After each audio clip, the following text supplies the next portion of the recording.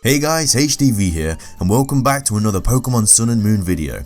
In today's video we'll be looking at how to catch every single new legendary Pokemon in Pokemon Sun and Pokemon Moon. Some are obviously harder to find than others, and so this video will show you each location of these new Pokemon and how you can catch them. With all of that being said though, I hope this video helps you out and that you finally catch all of these rare new Pokemon. Now that introductions are out of the way, this is my how to catch every new legendary Pokemon in Pokemon Sun and Moon location video. Let's get started.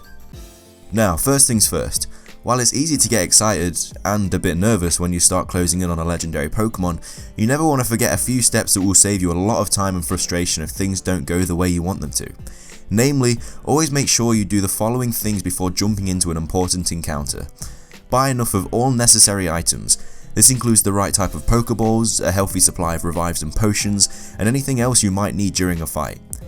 Save right before you start the encounter. I'm guilty of not doing this often enough, and then having to either run from the nearest Pokemon Center back to where I was, or reset and start from my last save point. Don't forget you can reset without closing the game. If a battle starts off particularly bad, or you lose an important Pokemon to a critical strike much earlier than you'd hoped, don't be afraid to L+R+start/select to restart your game without having to close all the way out. Some or all of these may sound obvious, but there's nothing worse than starting an encounter underprepared or losing an important encounter and realizing that you haven't saved in several hours. I may be speaking from experience here, but with that out of the way, let's get into the good stuff. First off, the main legendary Pokemon in the games, Solgaleo and Lunala, are actually ones that have been with your travelling companion, Lily, all throughout the game. Starting out as the Cosmog you rescue on the Mulhollow Trail, it grows attached to you.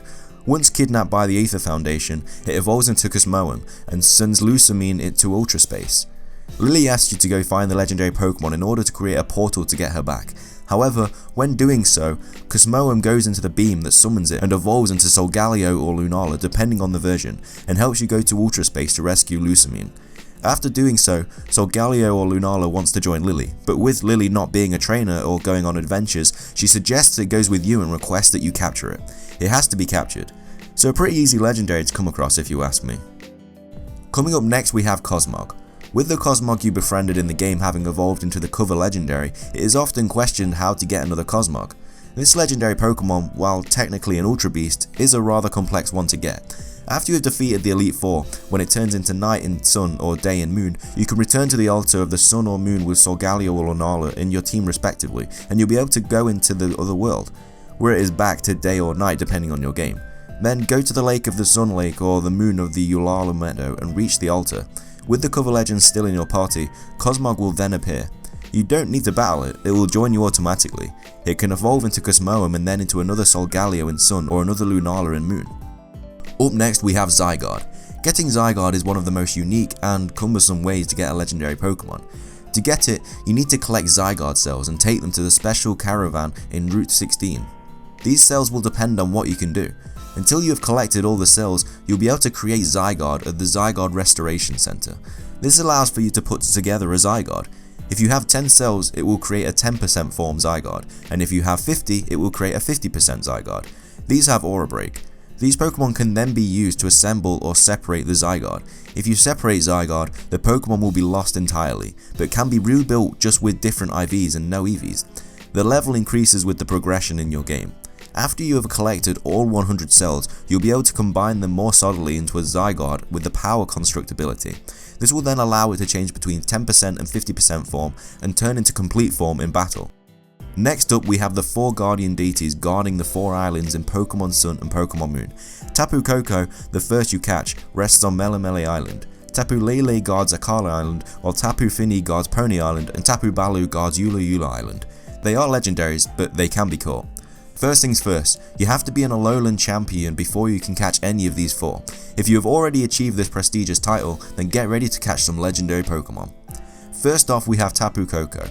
Once you become the Alola champion, the character Lily will push you towards the ruins of conflict. Touching it will challenge Tapukoko at level 60, the guardian deity of Melemele Island. When you successfully capture Tapukoko, you will obtain the legendary Pokemon at level 60. The following moves will also come with it: Nature's Madness, Discharge, Agility and Electro Ball. Next up we have Tapulele. When you get the chance to catch Tapulele, the guardian deity of Akala Island, by becoming an Alola champion, head over to the Ruins of Life to challenge it. To do so, touch the pedestal at the end of the ruins. Note that you need to have the Machamp Poke Ride. Upon successfully catching it, a level 60 Tapulele will come into your possession. The following moves will also come with it: Nature's Madness, Extrasensory, Flatter, and Moonblast. Coming up next we have Tapufini, the guardian deity of Pony Island. This legendary Pokemon can be challenged when you go to the Ruins of Hope. Simply touch the statue at the end for it to appear at level 60. You will need Machamp again for this. You'll get a level 60 Tapufini when you capture it. Last but not least we have TapuBulu. You can challenge TapuBulu, the guardian deity of Yula Yula Island, by going to the Ruins of Abundance. As usual, you will have to touch the statue at the end. This location is not something you will naturally encounter as you progress through the story, so you will have to go out of your way a little to get there. TapuBulu is located in the Haina Desert. There are specific directions you must follow to get to the ruins: up, right, left, down, up. You can go to Route 13 then go north. Then a level 60 TapuBulu will appear after you interact with the statue. It is advised that you bring as many balls as you can when attempting to catch one of the legendary guardian deities. They are legendary Pokemon, so they are understandably hard to catch. Next up we have the first Pokemon revealed in the Alola region, Magiana. It is one of the mythical Pokemon. However, Magiana cannot be caught in Sun and Moon, but is instead one of the distributions the Pokemon Company likes to do. A QR code will be distributed that will allow you to find and catch Magiana. The Magiana distribution will begin December the 5th with the premiere of the Volcanion movie. To find the QR code, you need to go to Pokemon.com starting December 5th, at which point the QR code will be just there, hanging around. You only have until March of 2017 though to claim your Magiana. Next up we have Marshadow.